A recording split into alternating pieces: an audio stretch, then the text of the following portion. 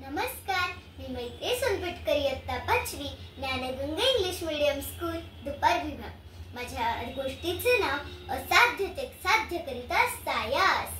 मित्रांनो, स्वामी विवेकानंदांना तुम्ही ओळखता हो ना?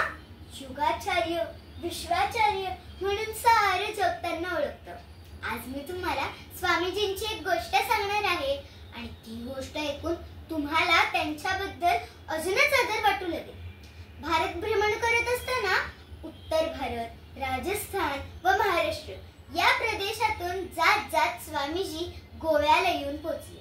गोव्यामध्ये मडगाव येथे ते एका संस्कृत पंडितांच्या घरी राहत होते। त्यांनी एका मंदिरात काली मातेचे भजन आपल्या मधुर आवाजात अगदी तालासुरात गायले व दुसऱ्या देवालयात ध्रुपद गायले व सुंदर ख्यालही गायला। या स्वामीजींच्या भक्तिगीतांना एका प्रख्यात तबलजींनी साथ केली। तबलजी तबला वादनात निष्णात होते। ते एकाच वेळी दोन्ही हातांनी व दोन्ही पायांनी वेगवेगळे ताल वाजवू शकत, पण त्यांच्या तोंडाचे वेडेवाकडे आकार होत हे स्वामीजींना काही पटलेच नाही। ते म्हणाले, ही सबळ सोडून द्या। यावर तबलजी म्हणाले, तबला जर नीट वाजवायचा असेल तर असे होणारच। मग स्वामीजी म्हणाले, तर लाकडाच्या खोक्याच्या कडेवर जशी बोट फिरवून आवाज काढता येतो तसा वरच्या चामड्यातून आवाज निघेल का? हे तबलजींना काहीच येत नव्हतं। मग स्वामीजींनी त्यांच्या हातात तबला घेतला व चेहऱ्यावर कोणताही फरक पडू न देता तो सुंदर वाजवून दाखवला।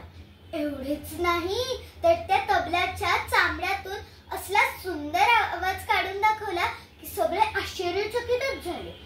हे स्वामीजींना या वाद्यांप्रमाणेच पखवाज, इसराज आणि सतार तबल्याप्रमाणेच येत होतं।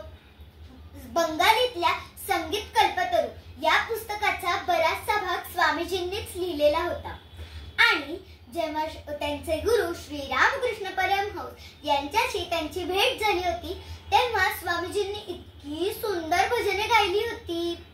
मित्रांनो, एखादी गोष्ट आपल्याला मिळवायची असेल तर त्यावर आपण प्रभुत्व मिळवायचं हे आज आपण स्वामीजींच्या गोष्टीतून शिकलो।